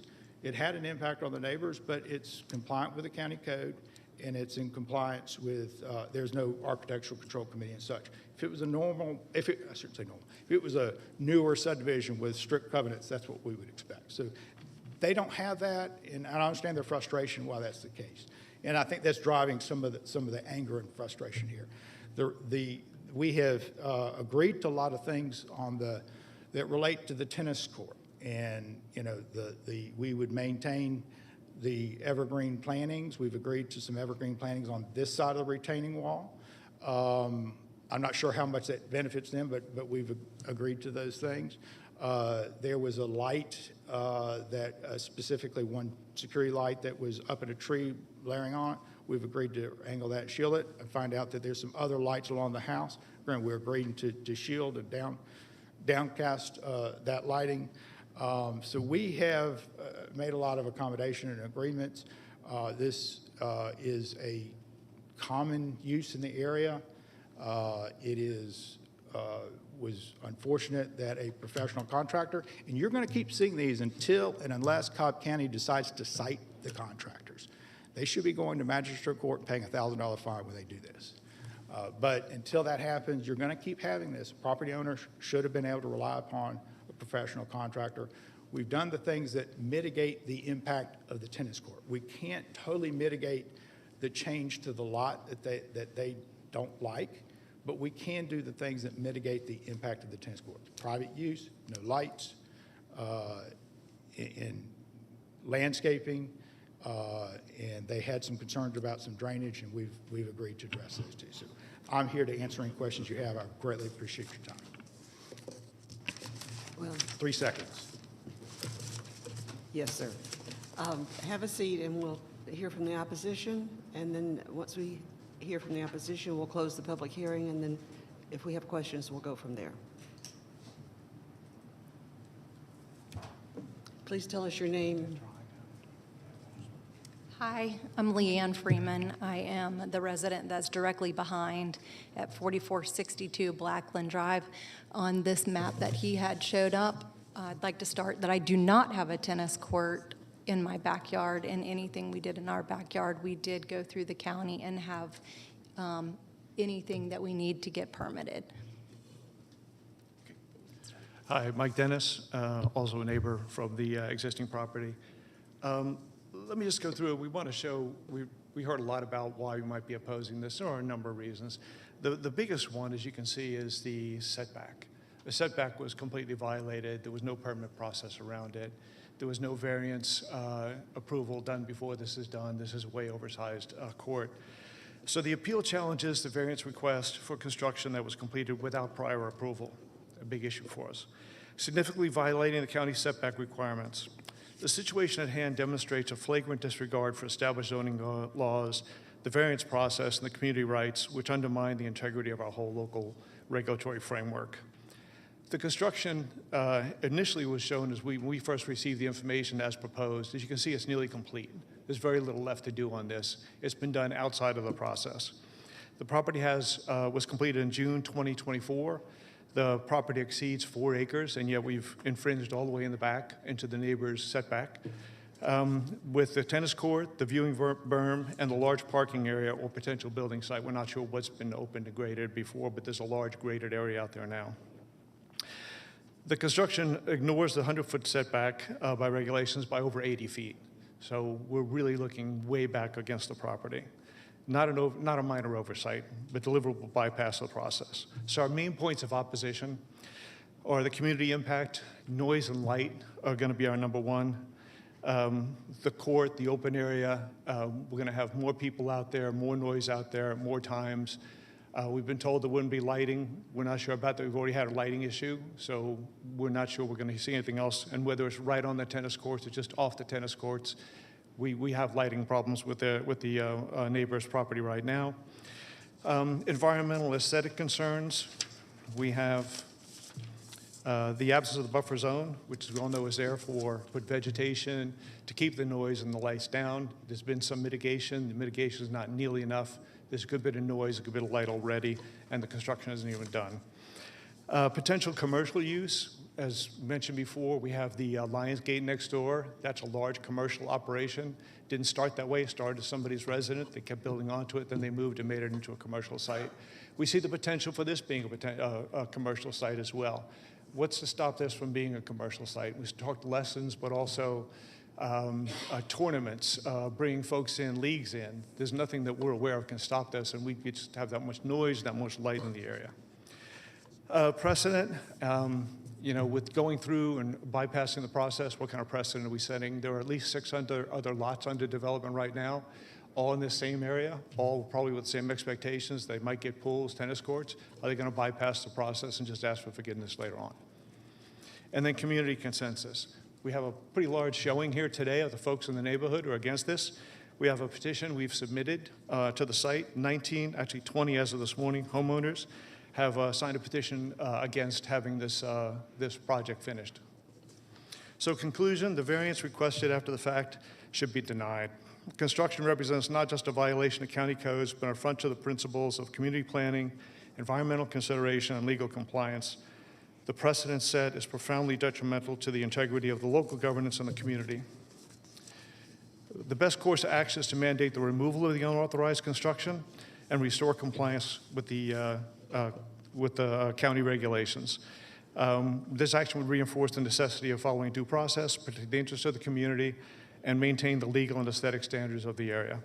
By denying the variance, the county upholds the rule of law, respects community voices, and preserves the intended use and character of the residential area. Thank you. And I would just like to follow on a few things that were mentioned. I think the reason sometimes that we are upset is that these are our homes where most of our time is spent, and we want to be able to enjoy our backyards, and that's why we also bought in Cobb County, and with the hopes that it would maintain value. And we had privacy. I think it was UChem who, in the previous variance hearing, said that, before someone goes and starts building, they need to have a clear idea what setbacks are and that they need to have a survey in that previous case. I think in this situation goes for the same thing. These people went through multiple contractors during this. I have pictures on my phone from the time when they started 3 years ago on this. When they were digging out the big piece of earth, when they took down every single tree in our backyard that allowed us and gave us that privacy, but they were on my side of the fence. I contacted the county multiple times, as well as the Dennis's, to let them know and be aware of, I had small children. They put caution tape all over my fence.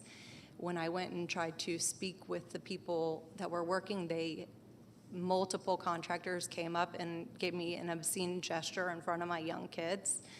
I've had, in response, asked to speak to the owner multiple times, and none of them have been forthright to give me any contact information. You know, in the other variances, you were asking for the neighbors to try and work together. Well, we're not working with a neighbor. He has failed to make any contact with any of us to say, hey, listen, let's work through this. Let's talk about this together. This has not been anything but talking with his attorney, which is fine, but at least, know that when I was building on my home, we contacted our neighbors and let them know ahead of what we were doing and should there be any issues. Same even with Lionsgate. It's a public property now, basically having events. And every single time there's a movie or anything happening there, they send out a letter and they go door to door and say, this is what we're doing, this is how long it's gonna take, and if you have any issues, please reach out to us with emails and phone numbers. And we've had none of that from this neighbor.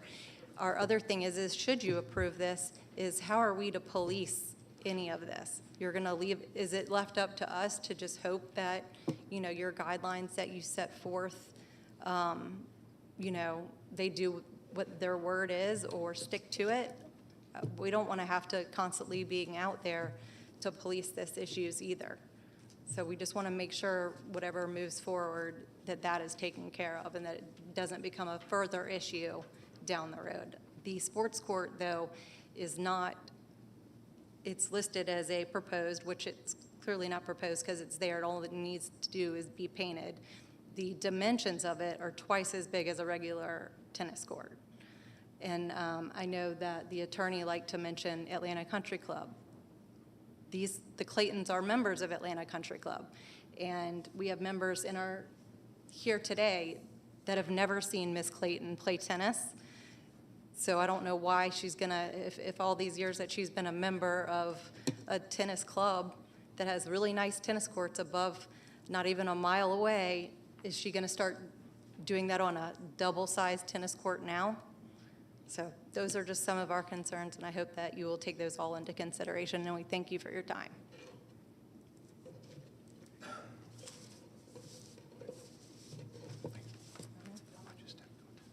Please take your seats. If we need to ask you additional questions, we will call you up. We've now closed the public hearing, and is this yours? All right. Mr. Huff, would you come forward?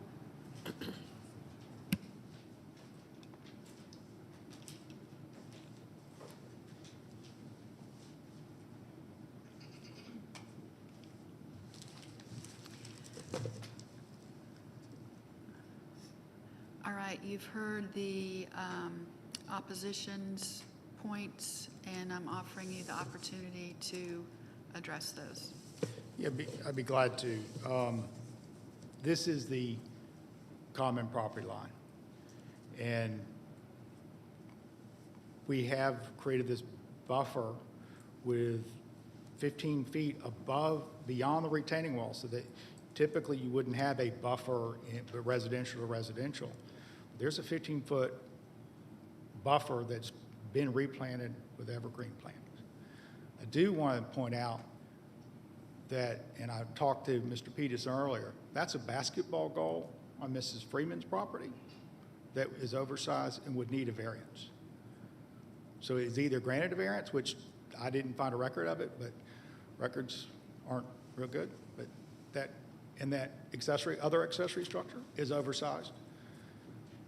I think it's grandfathered. I think it was in place prior to the ordinance changing, but it, under current regulations, would be oversized. So both of their properties have structures that would be oversized.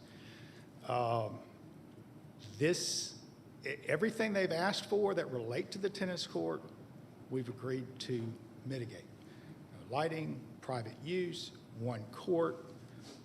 I'm not sure, they haven't, and I've sent emails since way back before Christmas. Can we meet on site? Can we talk about it? Finally got a telephone call last Thursday, despite reaching out multiple times in the last several months to try to meet on site.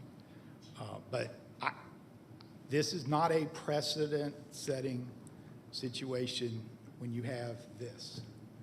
Every one of those is tennis courts that would be in violation of setbacks. This is not a, oh my gosh. This is consistent with what has gone on in the area. Should the specialty contractor have known? Yes. And there has been one general contractor on site. I've talked to him in depth about the situation. He was not, the walls permitted, inspected, has been installed correctly. They're going to go back through and make sure there's no drainage issue with settling and such. Be glad to do that. But I think the letter that I submitted with January 15th date on it addresses the things that they want. If there's something else, I mean, so we've been open to additional conditions and stipulations. I think one thing that someone brought up is no seating in it, and I can agree to no, Stadium seating. Stadium seating, but I mean, I don't know what no seating would be. They've sent an email that did, not to me. I keep getting secondhand, like this is what we want, but it never gets to me or directly or to my client about no lighting in the setback, in any of the setbacks. It's talking about the rear setbacks. I mean, we've agreed to not light the tennis court, but, and you have a lighting ordinance. We've agreed to shield and downcast and direct any lighting away from the adjacent property. I was glad to do that. But I think we've glad to address everything. This is a reasonable use. It's 4 acres. It's the largest property with a tennis court in Atlanta Country Club.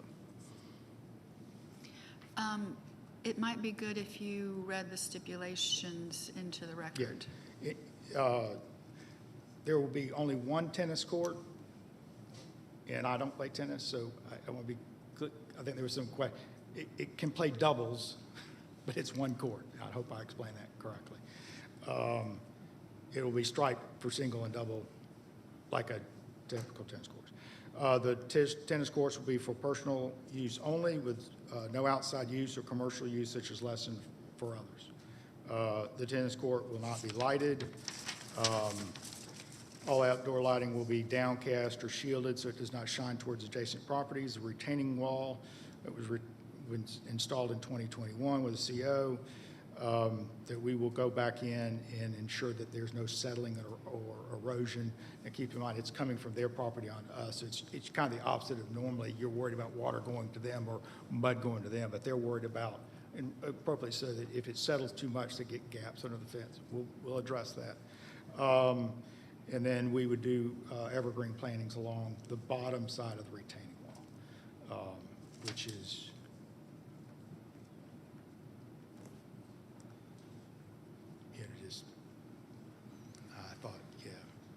I thought I had a better one, but yeah, on the bottom side of that retaining wall, because we offered and looked at and had our landscaper look at whether there's any plantings on top of the retaining wall, but those are good evergreens, and if you crowd them too much, they actually has the opposite effect. So if someone had a better idea for on top, but I think the evergreen plant we got on top, no one's complaining about.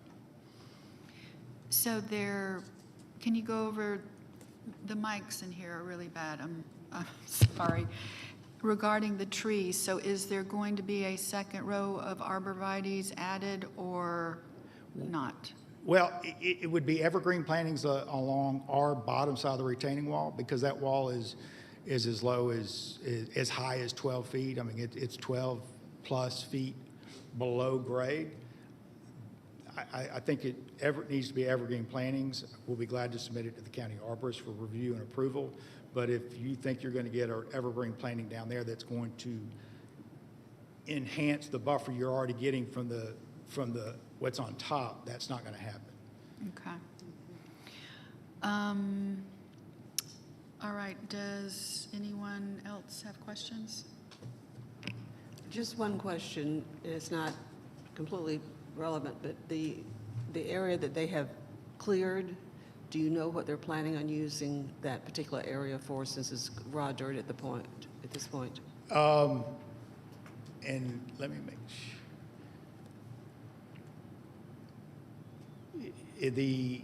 I want to make sure I understand which You cleared can go area. back to the site plan Yeah, go back to site plan.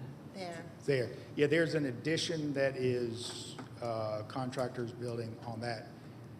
Can you point to that, like Yeah, what the yeah. addition is going to be onto that side that they have concerns because it looks just like a big Dirt aisle. dirt field, please? No, you're fine. Oh, yeah. So, yeah, this is an addition Yeah. that has been permitted, and it's an addition. I think there's an office use in it. That might be a workout room use in it. But it's an addition that is permitted and has gone through plan review and meets the setbacks and the percentage of impervious. And I will note, because this is an R80, thank you. Because this is an R80 property, this is limited to 25% impervious. All the other properties that are R40 is 35% impervious. So this already has a greater restriction on impervious. So we meet, and this has gone through plan review, and that's the reason why this is the site plan that was done in plan review showing that addition and accounting for not only the addition, but the impervious of that tennis court. So what you're saying is that currently raw dirt is going to have a building put on it? That is correct. Oh, good. And just for the sake of clearing things up, Speak up a little bit. Really? Just for the sake of clearing this up, because it's been rumored around, there is no parking lot planned? No. No, okay, good. Any further questions? Okay, first, I just wanted to say that we'll miss Mr. Sands and his eloquence, and in fact, I already have. He hasn't practiced here in a while, so. I thought that was a shot at me for not being eloquent. Not at all. I appreciate your mastery of the English language as well, but I just recall his profound eloquence and fascinating linguistics and his abilities in that regard. Is there any reason why this proposed sports court or tennis court couldn't be moved closer to the pool? There's a grade differential, so they actually have terraced it. So you got the pool, and then you comes back, and you can see the little retaining. I shouldn't say retaining. It picks up the grade, and it's between that and the pool. And yeah, I mean, if it weren't almost fully installed, and if the tennis court contractor, and I mean, I truly think that the county needs to really look at whether they start citing contractors, because that needs to happen. I mean, this contractor would pay a $1,000 fine, he might think differently. But it was designed to go into what was a flat part. So the retaining wall created that flat area, and that was done in 2021. So it was, where does it make sense to put a tennis court on the property? And it was a flat area large enough to accommodate it, and it actually, in some sense, makes more sense closer to the retaining wall, because if you're talking about noise and such, it's actually going to reflect back. So, and be less visually obvious if it's closer to that retaining wall, because you're looking down. So, But just given the fact that it hasn't been paved yet, I presume some sort of gravel or something's been put down? no, it's paved. It just hasn't been surfaced. Okay, so it is paved already. Okay. Yeah, not just a surface. That tennis surface is kind of, but it's paved. It just has to have that surface that the tennis courts need put on top. So it's Okay. not simply just moving it. Thank you. Any further questions? No? All right. Actually, I do have one question.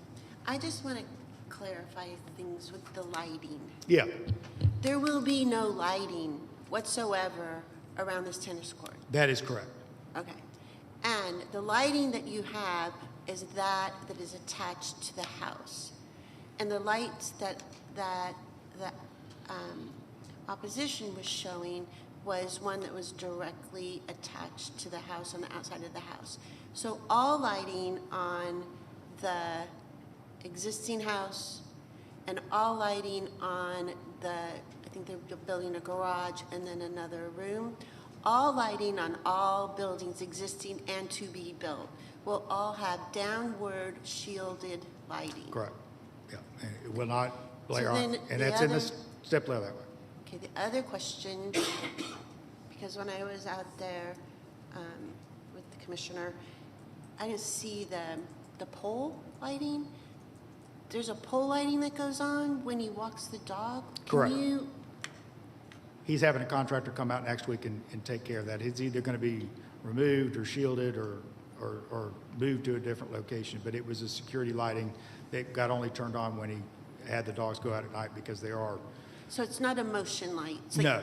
So if anything goes in the backyard? Not- that one is like not, a yeah. deer, it's not going to come on at 3 o'clock in the morning. It was just, so there is a way that you can shield that all down. yeah, yes. And he's already contacted the contractor to come out and So and do then that. when, Commissioner, in those stipulations that you provided to us, that's what you're addressing in those stipulations? Correct.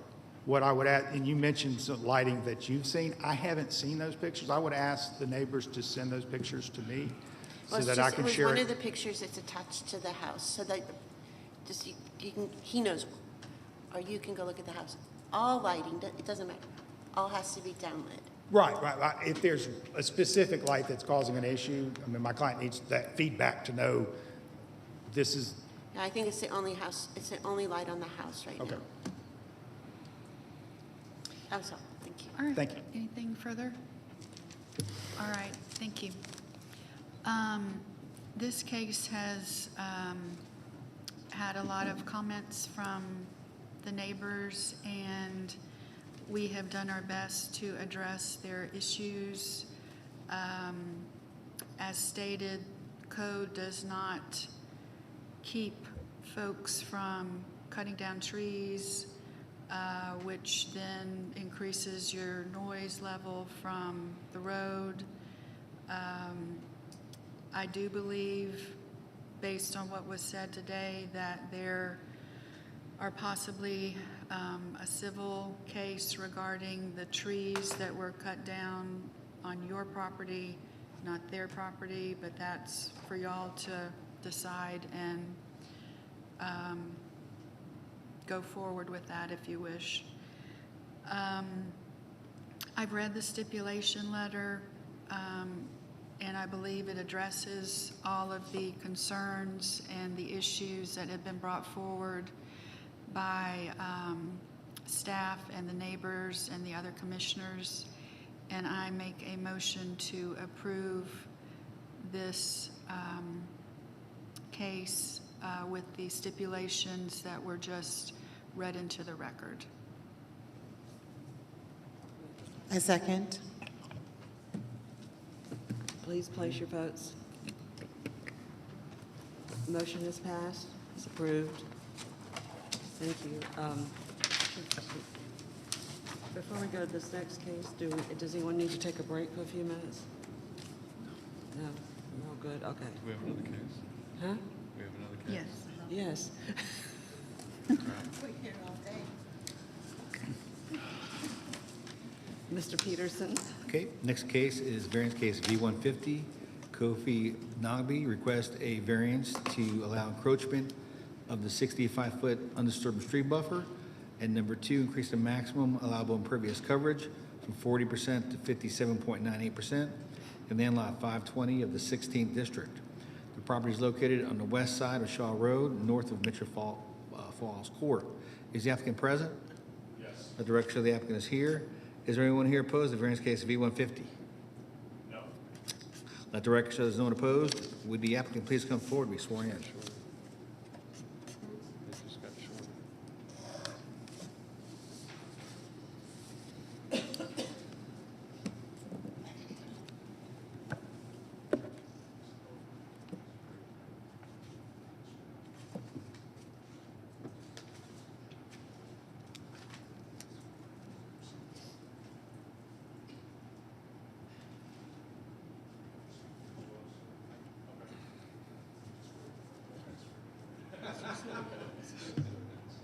I don't know if he's on the same team or opposition. I don't know. We'll find out.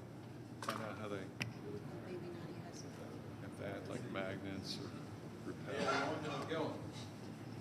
Y'all may proceed. Introduce yourselves, please. How is everyone? Hi. Good. Kofi.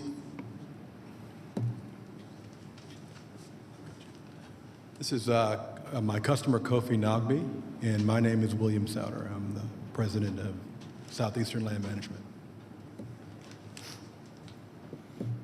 Please present your case. Yeah. So, Mr. Nogby has a advanced erosion issue behind his home, and when we came to secure a permit to build a retaining wall to keep his property from eroding into the stormwater basin behind his house, we were told that we needed to come and get a variance because there's some natural stream buffers back there that has to be considered should we wish to continue forward, which we do. Very, very quickly, his backyard's eroding, and so we've hatched a plan to help him protect his what little backyard he has. Beautiful home, but obviously trying to preserve nature. They kind of cut it short on the way his backyard ends and where his property line begins. So in his within his property is a storm buffer. And there's also a setback as well to consider. So, If you could speak into the microphone, we can barely hear you. really, If you can speak into the microphone, we can barely hear you. Thank you. I'm always told that I am too loud and I talk too much. So that's a nice change. So I'll start over.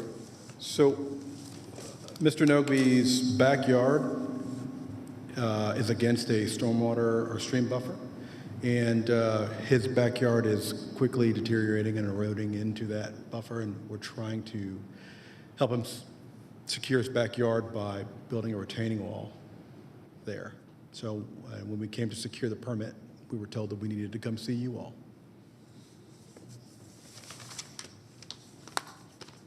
Is there anything further you'd like to share? I'm sorry?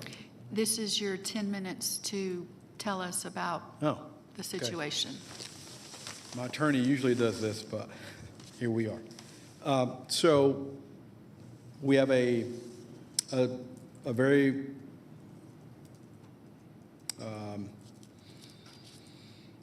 elegant design for this wall. It does satisfy all of the code requirements for what a wall should be, for where it is and what it's supposed to be doing. My argument is that if he doesn't do something, his backyard falls away into this buffer. Apparently, there's other neighbors that have, it's kind of a troubled area where others who have homes in the same subdivision have had, in his and on the other side, have had to contend with this this buffer and this stream behind their homes, and it's been a point of contention. So I guess we're here to discuss it and talk about how can I delineate from this point. Yeah, I was just gonna maybe point out a couple of things. Is this something that I can point to? Use it as one? Pardon? Okay. Get my own proctor today, great. So where your mouse is, if you could zoom in on that area.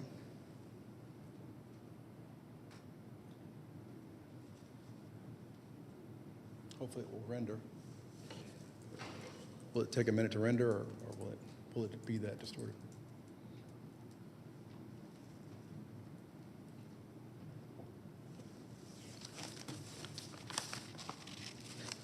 Is that as detailed as you can get?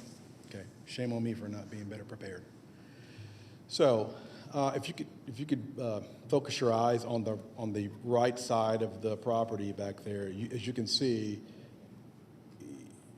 there's a tremendous amount of erosion going on back there, and it's now up to the rear of its. There's a little covered porch there. It's to that point, and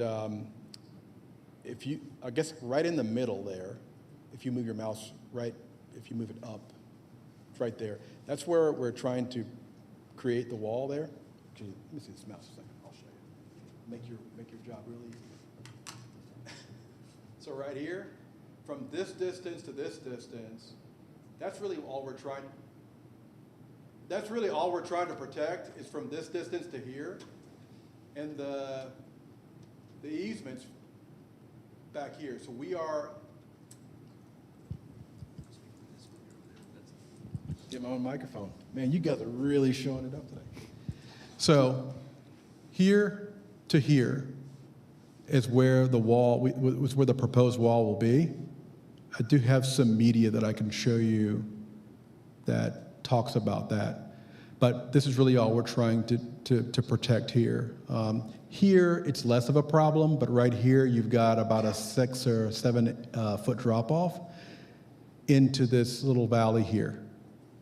So we're not trying to disrupt this area, just here where the erosion, it's absent of vegetation, and we can also provide more sediment control and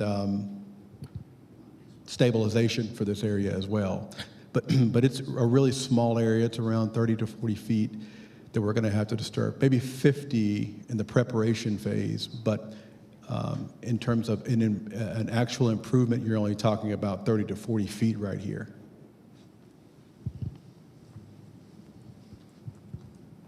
Do those plans have any example of what the wall will look like that you have with you? I sure do. Okay. Would you like to see it? I'd love to show you. You can give it to the, oh, you can't do that? It's a large print. I was going to do a mic drop, but it didn't seem appropriate. Madam Chair. Madam Chair. Madam Chair. Yes. Are we done with the public hearing? If y'all are going to start asking questions, let's Okay, I know. conclude. Thank you. Since there's no opposition, let's conclude the public hearing, and then the board can engage with asking questions. And I can't hear you. No? It wouldn't take long for me to show you. Do you want to? If I may If you approach, would- I can show you. If you don't mind, we can close the public hearing, and then we can continue to ask you questions if you've said everything you need to say about the request, or else you have 3 more minutes to talk about the challenges or what you're asking. Well, challenges per se, the only challenge we have is we are absent of a permit. This is a very comprehensive design of the wall. Upon completion of the wall, we will agree to add any additional sediment control that's necessary. This is just a simple wall. We're disturbing, we're well within the buffer, and we're not, well, we're marginally within the buffer. The wall will not encroach the buffer. It's just that they didn't want us to disturb the buffer or increase the amount of sediment into the drains, which we're fully prepared for all manner of sediment containment during construction. Fairly simple. If there's erosion, it sounds like there'll be less sediment, right? Fred? Sir? There'll be less sediment, right? 100%. There will be considerably less sediment should we be approved to do this. Okay. Well, we're going to, I had. I can't hear it here. It's bad. It is. Okay. We're good. We will close the public hearing, and now the board can ask you questions. Understood. All right. Go for it. On December 9th, y'all were asked for some stream buffer reports or materials. Is that being worked on? Do you have them with you today? We were never asked for that. Okay. Mr. Peterson? Yeah, on December 9th, my planner, Ladarius Scott, sent Kofi an email requesting the stream buffer information. Was the request I received was a request to provide a site plan. Is that what you? No, there's an application format that has a lot more stuff in it. Yeah, I think I sent in the application. Then I was asked again to provide a Yeah, and the detailed site application- plan. And the application was not sent back to us. We don't have a record of it.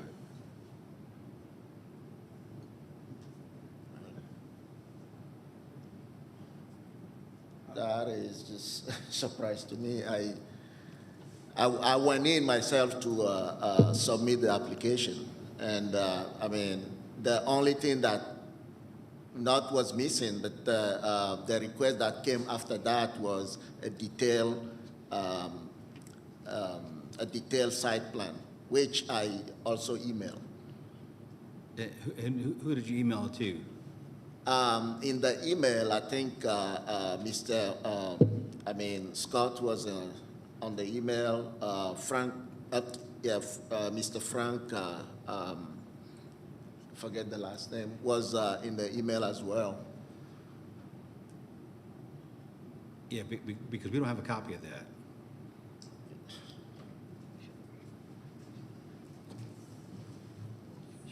Is it possible that, that we could give Mr. Nugby some time to research his email to possibly see what he sent? Sure. Okay, thank you. I wasn't aware of that.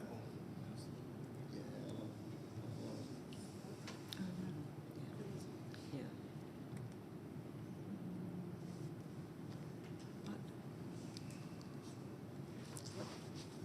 He's scrolling, trying to find it in his Okay. note. I think we just have to hold it, work with staff more and get clarity. Okay. In fairness to them. Given the missing information that staff hasn't received and needs for us to proceed, I would like to make a motion to hold this case until next month. And in the meantime, y'all work together to get the paperwork submitted, and we'll see about your case next month. Understood. Okay? I will work with Mr. Nugby in the county. Okay.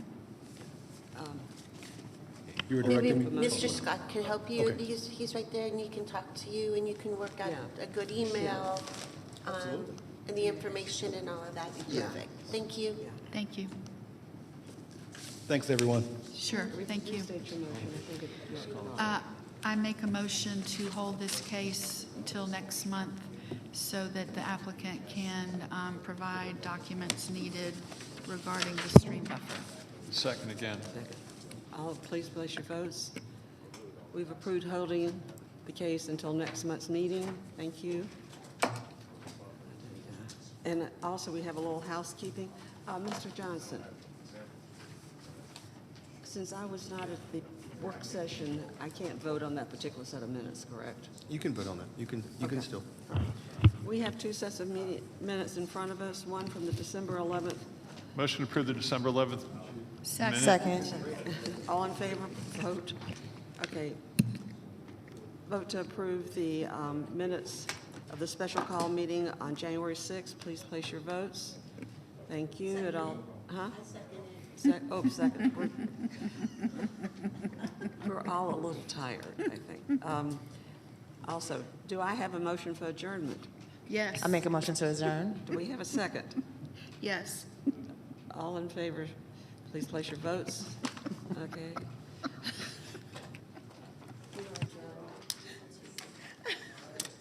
Yes. Yes, we do.